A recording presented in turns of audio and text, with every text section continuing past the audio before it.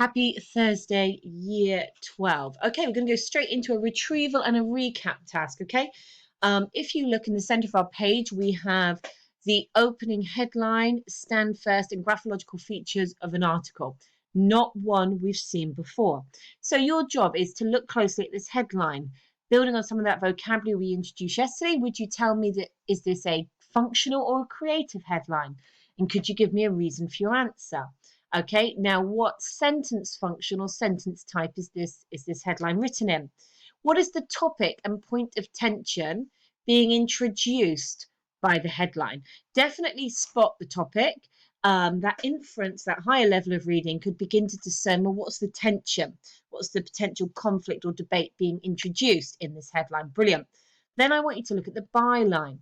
Okay, so who is the writer and what is significant about their name? Can you identify a significant factor about their name? And then look at the stand first, okay? And can you explain a link between the headline and the stand first? Now over here, then it says, once you've looked at the three elements separately, what's the overall perspective being established? Is it positive, negative, or ambivalent? And please do give a reason for your answer. Okay, so I'm going to say press pause on this. Give yourself about 5 to 10 minutes. If you're doing this for longer than 10 minutes, it's too long. You only need to write your answers in note form rather than full sentences, if that gives you more command of the time. And we will come back together and go through those answers in 10 minutes or 5 to 10 minutes. Okay, so let's look at this headline together. Here we are. Get away with accentism. I'm proud to speak Yorkshire.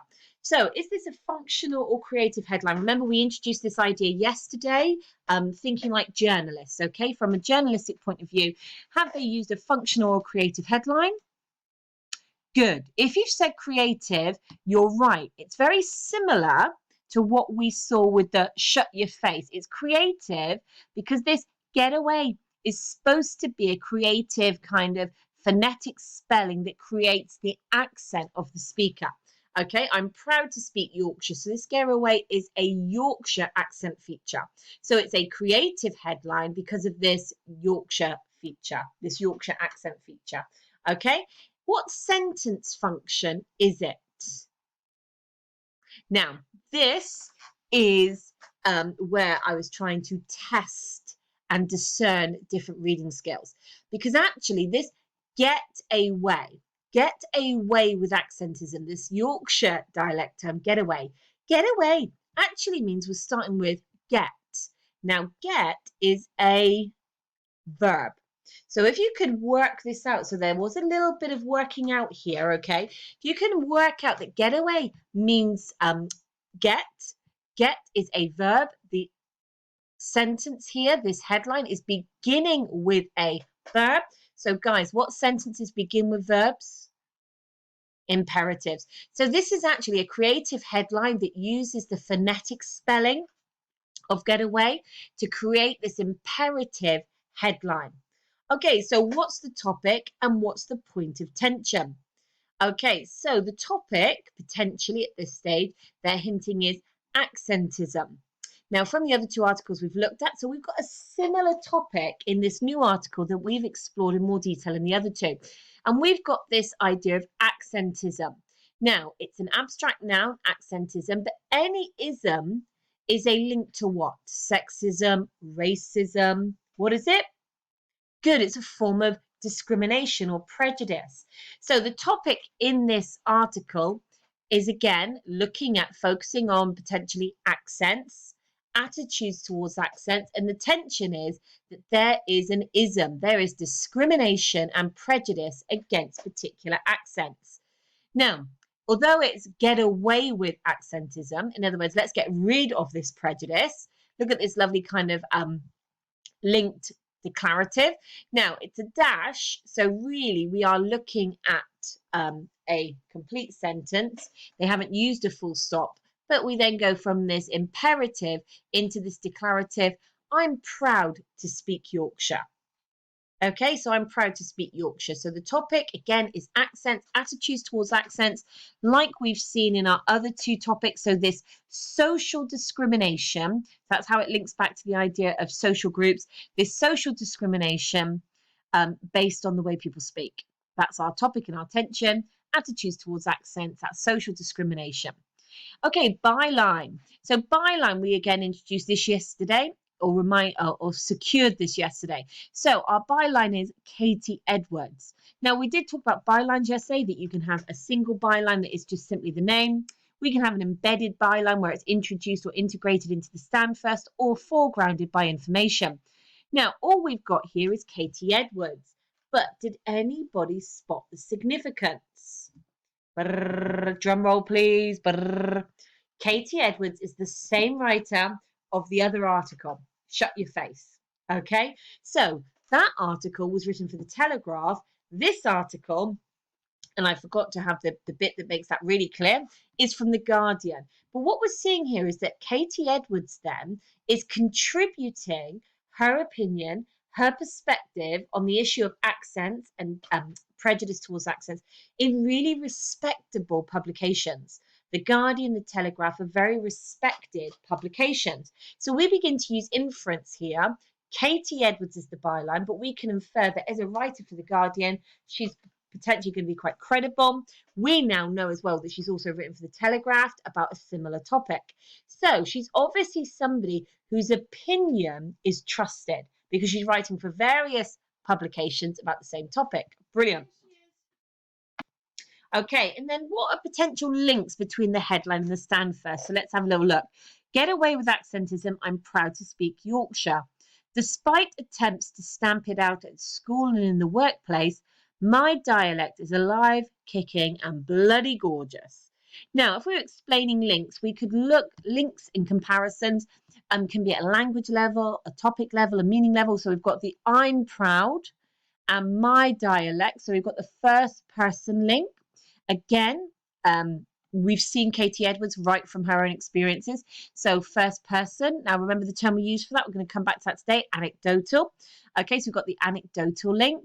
Now get away with accentism. So accentism, discrimination based on the way we speak. Actually look at how it's expanded in this stand first.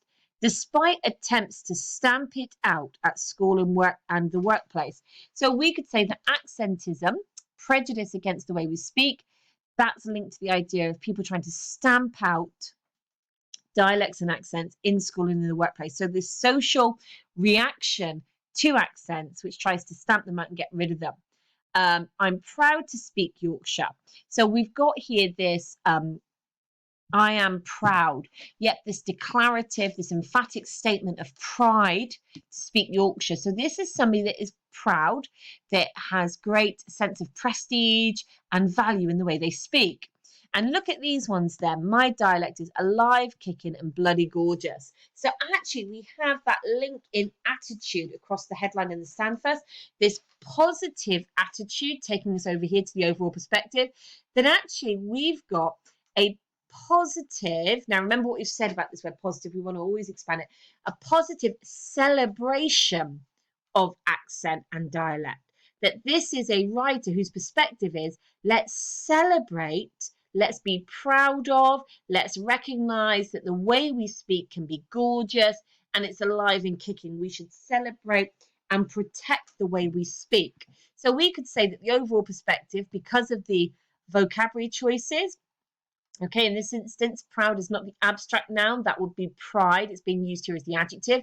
So the adjective choices of proud and gorgeous create a positive perspective that is celebrating and championing all things to do with accents, all things to do with being proud of how you speak, rather than or in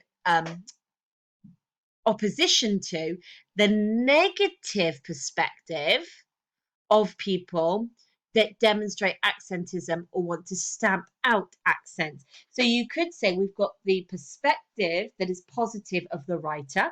So the writer's perspective is a positive celebration of accent and dialect, a positive endorsement that we should be proud of how we speak. but it is being set against, this is where the tension comes from, the attitude, the negative attitude that's quite prevalent, that says, let's stamp it out, let's stop people speaking in an accent.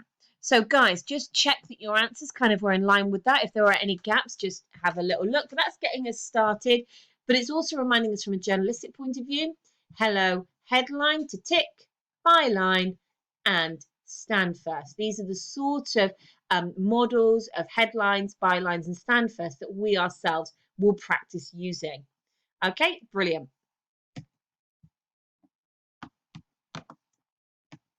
Okay, so we are exploring and introducing the journalistic form, okay, for section B, question 4, SBQ4. It looks like some kind of like cool code, doesn't it? But we're going to be building on this concept of the journalistic form today. So in that starter, we could see we were reminded of the journalistic form, the elements we looked at yesterday, the need for a headline, a stand first, and a byline. Now, we've just seen in that starter that we had a creative headline combining a kind of imperative declarative form, so a combination of functions to introduce the topic and the tension. The stand first, yep, we tick that off. We could see another model there of anchoring and expanding the headline, okay, and creating a point of definition and focus. Our byline at this stage was simply the name. Now, interestingly, we'd already got these ideas issues from our main two articles, but we would argue that, yep, this is really drawing attention to some of the same issues, the link between how we speak and how we're treated, that there's a prejudice that exists towards certain accents in social groups, that there is a social pressure being exerted on people like teachers to change how they speak. Okay, brilliant. So we did that yesterday. We did a lot. You were brilliant. Today, we're going to look at this fella, the peg. I do like this. Yep, the peg. And we're going to just secure understanding under these headings, okay? We're going to introduce and exemplify what we mean by an arresting or an extended metaphor, the concept of dramatization, the use of anecdotal perspective, popular culture references, high culture references, and this concept of perception. Now, guys, what we're doing, we are not doing our creative bit yet. We're not being the writers. We are securing our understanding of the journalistic form as illustrated in the two texts we've already analysed. This models exactly how your exam's designed. They get you to do section B, question 3, analysing two texts to trigger your memory and your understanding of how journalism works. And then you apply it in the section B, question 4. So that's what we're going to do today. Now, I do appreciate the layout of my page. If we were together in class, I'd have printed this off for you, would be making notes on it. However you are responding, whether you're typing onto screen, whether you are able to print them off, just to say we know we're going to be successful if at the end of this session, we've got a definition and a little bit of expansion of what these key terms mean, and that we've illustrated them or anchored our understanding with illustrations from the two texts. So we are going to be looking at the articles, the BBC Work Life article and the Telegraph article by Katie Edwards again, but in a very kind of different way. And it's a little bit of me telling you some stuff today, okay? So just be patient, make your notes, stay focused, and anytime you miss something, hello, rewind, pause me, make a cup of tea, you know how it works. Okay, so we're going to think first of all about the arresting or extended metaphor. Now, this is a creative peg used by journalists, and it creates the bridge between the topic, which is always going to be a test of your academic and specialist knowledge. So you will always be asked to write about a topic that we've studied, social groups, gender variation, diversity, ethnicity. The topic will always be academic and specialist. But the challenge, and this is why we use arresting and extended metaphors, is how do I create a bridge between the topic, the specialist knowledge I have, and the imagination of the audience? Anticipating that the audience, in other words, that reads newspapers, are going to be really, if you like, what we call the non-specialist, the layperson. So in other words, if my mum came in with her lovely copy of The Guardian, sat down and was reading an article about accents, she would have no specialist knowledge. She would be considered a layperson or a novice. She would have no understanding. So how do we create a bridge between the academic knowledge and that reader? And that's what the arresting metaphor does. Okay, it also creates significance. Now, if you remember when we looked at the mark scheme yesterday, significance is a high order skill. It's up there in level 5. How and metaphors can create significance as the topic and the tension within it is giving resonance and significance for the reader if you use the right metaphor. So there is a way in which we can use a metaphor versus the right or the best metaphor. And again, this is a distinguishing characteristic of higher grades. Oh, that's the best metaphor.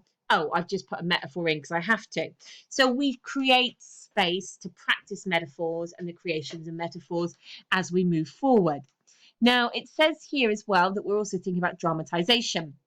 Now, dramatization is where we use real world stories and the stories of others.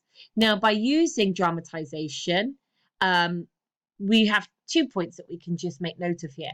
That the stories we read in any article between now and your exams can be magpied and used again by you as journalists. Okay, I'll talk about that when we match it up with our examples in a minute. But dramatization also gives the topic significance and relevance. If it's happening in the real world, it is more important than an abstract idea. So if I was just saying accents, oh, being prejudiced against people because of the way they speak is terrible, it's quite an abstract concept. But if I say, I was mistreated because of my accent, it makes it real. Sorry, if I say a person was mistreated because of their accent, it makes it real and it gives the topic significance and relevance. So I don't want you to copy all of these notes down yet. I'm going to show you the abbreviated version in a minute. But what I do want to show you then is look at the arresting and extended metaphor from the BBC Work Life article. They say you should always dress for success. So dress for success is being introduced here as the extended metaphor. We know because we've analysed this article that throughout the paragraphs they are making references to the metaphor of dress, and in particular kind of like the extended metaphor of wearing clothes and changing clothes for different situations. So we've heard this is quite a colloquial expression, let's dress for success. Okay, so always dress for success. We're not adverse to dressing appropriately to make a good impression at work or for social engagements, even if it means wearing clothes we wouldn't normally choose to put on. Is changing your accent to get ahead any different? So this is a lovely example of how this writer has used the extended metaphor of dress and costume and clothes to create a bridge between the academic specialist topic, changing your accent, to somebody that might not know a lot about accents yet, but can understand and imagine changing their outfits for different occasions. Okay, so that's the bridge moment. And it also can create significance if you use the right metaphor. So there is something here, you know, the idea of dressing for success, dressing appropriately. Remember, what page are we on? The BBC Work Life page. So this kind of makes this is a good choice of metaphor if you're working or writing, for a work life page, because we're very aware, very conscious of dress and the relationship to work. We wear uniforms, we have dress codes. We appreciate that in the work world or the world of work, clothing is a key aspect of most jobs. So therefore, this is the right metaphor, not just for talking about accents, but actually a work life page. Brilliant. I suppose giving it a more simple explanation, like if you were writing primarily for a female audience, yeah, you might not use a metaphor to do with war, because stereotypically, if I'm anticipating or imagining my female readership, they would be less familiar with, less inspired by war metaphors. Okay, it wouldn't be the right metaphor for that readership, for a group of women. And if I reverse that, if I was writing an article for a men's magazine, I wouldn't necessarily use, and again, I'm sorry, but this is how stereotypes work and how ingrained they get from a journalistic point of view, I wouldn't use a metaphor to do with cooking or something domestic, the domestic world. A man's magazine, I might be more inclined to use a war metaphor or a sporting metaphor. So we do recognize that there is this link, this relationship between who am I writing for, my readership, where is this going to be published, and what is the best metaphor the best simile, the best figurative language that suits that audience. Okay, so we can see, for example, then when we start planning metaphors in the future, that some will be what we call generic, some will be really specific.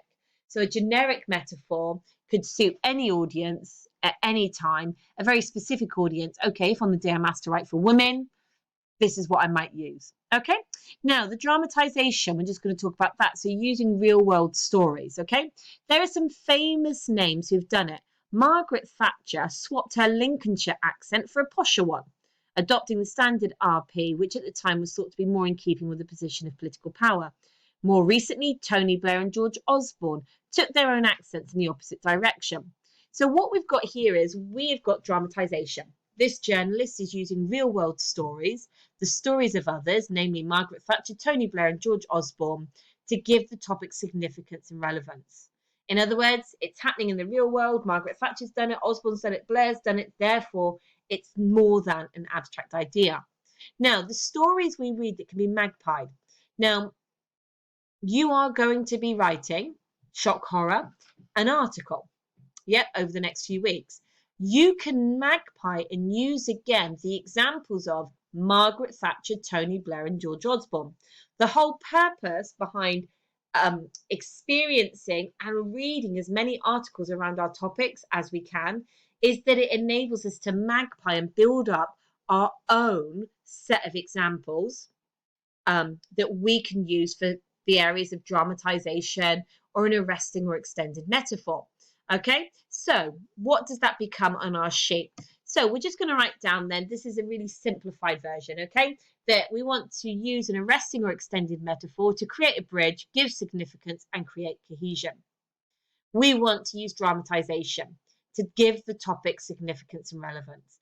Now, if you want to, I'm just going to do this because this is something else that we can just finally add. Now, I didn't want to do this bit in advance, but this is what I mean by the magpie. So we can magpie the dress for success metaphor. Okay, we can magpie Margaret.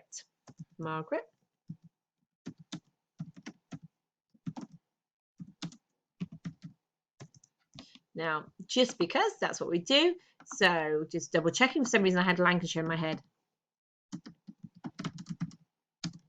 Now, we don't have to do it for every single one, or we could have put there Tony Blair, George Osborne, but what we're doing here, what we've just added, now I'll just change the colour to make it more explicit, and we'll reflect on these as we go, is we now got definition, an impact, and an example.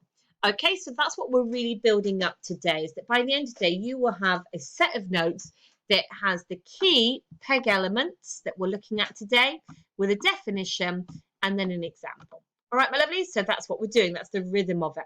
Okay, so let's look at the next one. So we can tick off dramatization. Yeah, that's really professional. Just trying to create some more space. So now we're going to think about anecdote. Now, you might already know which article we're going to. We're going to our lovely Katie Edwards. Okay, so anecdotes, okay? The use of an anecdotal style, that use of a short personal story to connect to an issue using I or we. Now, the thing about anecdote, okay, it's like a double-edged sword, because anecdotes can enable us to be both entertaining and informative. And we did see on the mark scheme that we introduced yesterday, feel free to go back to that PDF to quickly pause and rewind, is that we do see on that mark scheme that there is a requirement to be both entertaining and informative. And one of the safe ways, okay, to avoid being overly academic, remember right down at the bottom end of that mark scheme, overly academic, is to be anecdotal. But I'll come to the but in a minute, it's down there at the bottom, isn't it? So anecdotes can be both entertaining and informative. Anecdotes enable us to invest the topic with significance and relevance as it makes it real. So actually some of these have crossovers in terms of impact. So really both dramatization, metaphor and anecdotes are a way to kind of invest the topic with significance and make it real. So you're connecting the academic to the layperson, to their imagination, to their experience, and that helps them invest and want to read on. Anecdotes do offer really a disclosure of personal experiences and stories. And this creates, big technical term for a simple idea really, what we call synthetic personalization. Now, synthetic personalization, you might have looked at GCSE, but it's where you use, okay, synthetic personalization is where you create a sense of a personal relationship between yourself and your audience. It's synthetic in the sense of we know it's fake. It's a fake relationship, but we still create that synthetic personalization, that feel of a relationship between the reader and the audience, in order to create a sense of intimacy and pathos. Now, pathos is a Greek word meaning an emotional connection between ourselves and the audience. So we can create a link to somebody's pathos, their emotional center. And anecdotes allow us to do that. Now, a little bit of a disclaimer, because it would be really easy. Okay, miss, I'm going to write my article for you. I'm going to be all anecdotal and off I go. But actually, if mishandled, anecdotal responses can become too informal or too egocentric. So you end up excluding your audience rather than drawing them in. So actually, the anecdotal approach can be entertaining and informative, can invest the topic with relevance and significance, but if it's mishandled, now what I mean by that is if you're too anecdotal for too long, okay, if you go too far into an informal anecdotal story and you lose that connection to the topic, it will fail. So we practice anecdotal writing and ways to be anecdotal, okay? And just as a reminder then of this one, that we did see the anecdotal example from Katie Edwards. Last month I attended. I was introduced. I'm embarrassed to admit, but this was the most boldly discriminatory response I've encountered for years. So actually, our writer is achieving here both the entertainment and informative, if you like, instruction. They are using an anecdote here. Now, I'm not going to lie, their anecdote actually is anecdotal style threads through the whole article. So it kind of goes beyond this short personal story. It's not a short personal drop moment. They actually integrate the anecdotal experiences with the informative kind of like research elements. Okay, so, but that's what we simply mean in its simple effect by anecdotes. So it's the use of I, last month, so personal stories. Now, actually, anecdotes are the easiest ones to kind of almost magpie. Now, okay, we're not all going to write 600 articles that start every time. Last month, I attended an international academic conference. But we recognize that there is scope here. Last month, I. Last week, I. So, you know, we can sometimes start to play with this. Last week, I was listening to the radio. That's what my dad says all the time. I was listening to the radio. Last week, I was listening to the radio and I was shocked to hear Katie Edwards, a well-respected academic, recounting her own experiences of being discriminated against because of the way they spoke. It made me stop and pay attention. Is this level of discrimination still happening? Why? So then I've actually made my anecdote linked to this text. So it's quite a clever leap that we make, but that's what we mean by anecdote. Okay, so anecdote then gives the topic significance, can be both entertaining and informative, and it invests the topic with significance and relevance as it makes it real. Okay, now from a point of view, there's nothing there that we're necessarily going to magpie in that sense today for anecdote. Okay, so we should have now notes for arresting extended metaphor, dramatization, and anecdote. So what comes next? Oh, let me think. Is it popular references? Yes, it is. Okay, so what do we mean by popular culture references, guys? We mean we're using references to people and events from popular and modern culture. We're using icons and events drawn from TV, film, social media, music, etc. Now, it offers a way-in for non-specialists, okay, and particularly popular culture references. Most people watch TV, listen to the news, are now engaged in social media. So it does offer a way in for non-specialists. It creates a shared point of reference and knowledge. Now, what we could have added here is that really it's not threatening. Okay, sometimes heavily academic responses are quite threatening. They alienate the reader. They make the reader feel stupid or they make the reader feel ignorant. We don't want our readers to dislike us. We want them to like us. And we look to do that by creating these shared points of reference and knowledge. Now, the reality is, and this has always been like my little thing about the text they use. Okay, sad but true. Most 15, 16, 17-year-olds, depending on how old you are now and how old you are when you finish the course, most people your age don't read The Guardian, The Telegraph, and broadsheet newspapers. And broadsheet newspapers, or even through their online journalism, know that you don't read their publications. They know you are not their demographic.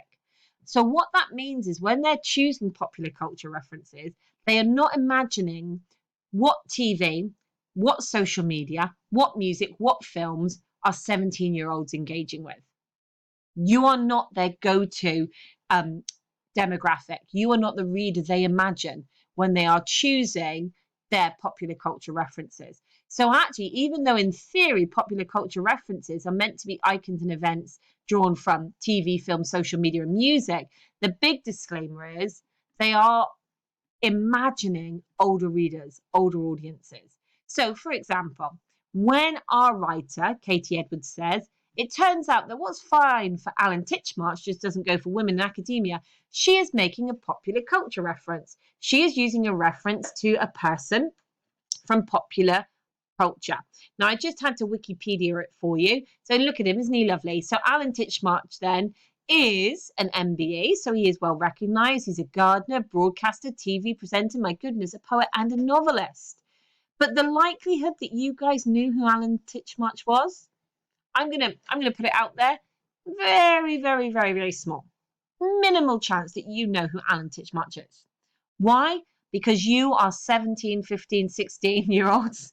You are not 42-year-old women, okay, or older. So the problem with popular culture references, or the checkpoint really, is always thinking when we're planning, if we're going to use a popular culture reference, who's my audience? Because if I am writing for 17-year-olds, I can choose TV, film, social media, music references that 17-year-olds get. If actually I'm writing for an A-level context, and they often suggest that you are writing for like a classic publication, and to imagine something like The Guardian, you might want to make sure that your references are pitched slightly older. Or you might say something like, I know most people would think I'm too old to know who ... is, but that's what we mean by our popular culture references. Okay, so over here, we've got icons and events drawn from TV, film, and social media. It offers a way in for non-specialists, and it creates a shared point of reference and knowledge. Now, guys, at any point that we're stopping on these pages, please feel free to pause. Make sure you get it down. But I'm going to press on so we get our high culture reference and our perception done. Okay, lovely. Here we go. So, high culture references. Ooh. I know what I have to say about this. Neither of our articles use high culture references. So there's no example of this from our articles. High culture references are icons, events, and ideas drawn from what we call high culture. So if you remember when we looked at the BBC demographics for social groups, and we saw that certain demographics engage in high culture pastimes, we're talking about things like going to the theatre, opera, we're reading literature. So similarly, an article with high culture references will maybe make reference to plays, literature, opera, things that are considered high culture. Now for us, the highest culture reference point for us that happens quite naturally, so I'm just going to add this one in for us, okay, is Shakespeare.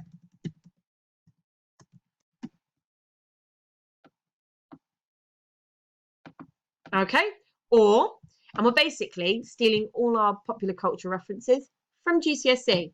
Dickens is a potential cultural reference. And as we go through this, we will see that some of the articles we do offer high culture references. And so again, we're recognizing that with each of these key areas, we are going to start making deposits. And I love this metaphor. It's an extended metaphor. I keep mentioning it in the future. Deposits in our own peg bank. Okay. Now, what I mean by that is for each of these headings over time, we're going to add examples. We're going to add our own pegs. Shakespeare, Dickens, Margaret Thatcher changing her Lincolnshire accent, the metaphor of getting dressed. We're going to build up lots of deposits for our peg bank, our cultural bank. Okay, so that when we are writing like journalists, we can draw down upon things that we've read, that we've remembered. Okay, brilliant. So last but not least, what is perception? Okay, so perception. This is from that pundit examiner report that we looked at yesterday.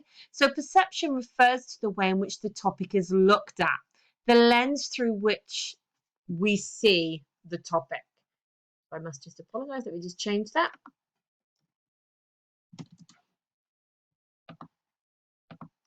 Because perception means how am I looking at it. So as a journalist, we can offer different ways of seeing the problem, or we can look at it by referring to other studies, people, and opinions. So the other thing that good journalists can do is that they can move between lenses to balance information and entertainment. So just going to illustrate this, okay? So our writer, now this was back into the Katie Edwards piece, Esther McVeigh recently commented that people from Wales, Merseyside or the Northwest don't need to change their accents to get a job. Esther McVeigh was the employment secretary, okay, at the time. So she's offering the perception, she's looking at the issue through the lens of somebody else here. She's offering a perception, she's looking at this problem through the eyes of Esther McVeigh. Now, I know she missed out Yorkshire and the Midlands and various other regions with notorious accents, but I suspect our Esther hasn't tried her luck in Russell Group universities. Now, if we look at this, I suspect our Esther. So this is that balance between information and entertainment. Okay, so giving the information, but writing in a way that's entertaining, like a journalist. I suspect our Esther, at this moment, that level of informality drops a little bit. Yep, I suspect our Esther, so it's almost colloquial, like she's speaking to us. So we get the drop in register to an informal. I suspect our Esther to be entertaining, whilst actually combining it with the information we need. Okay, so it's a very clever kind of switch of perception. So we change lenses. We're looking first of all through the lens of Esther McVeigh's eyes, then we're going back to the eyes of our writer. In my experience, accentism is rife in our elite higher education institutions. So now she's giving us a different lens. She's now giving us her work lens, her experience in the workplace, which probably isn't much of a newsflash. But we do like to kid ourselves that our dislike of regional accents, regional in this context is usually a euphemism for working class, isn't about socioeconomic status at all. Good gracious, no, go and sound that chip from your shoulder. But more about consideration for the listener.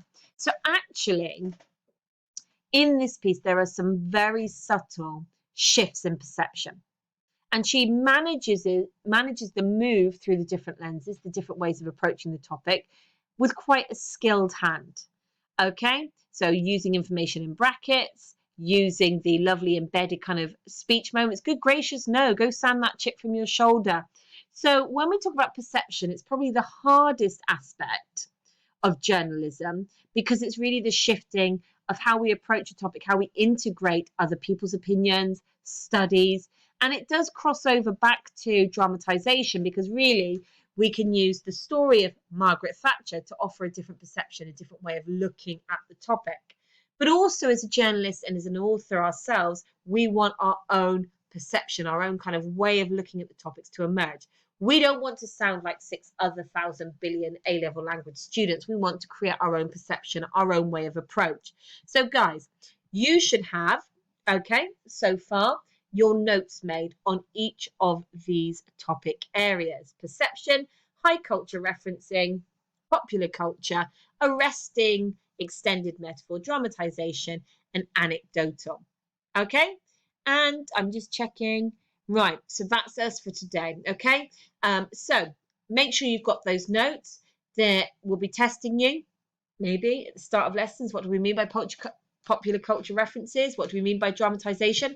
Once we know what these things mean, we start to apply them. We start to put them into practice, but not quite yet.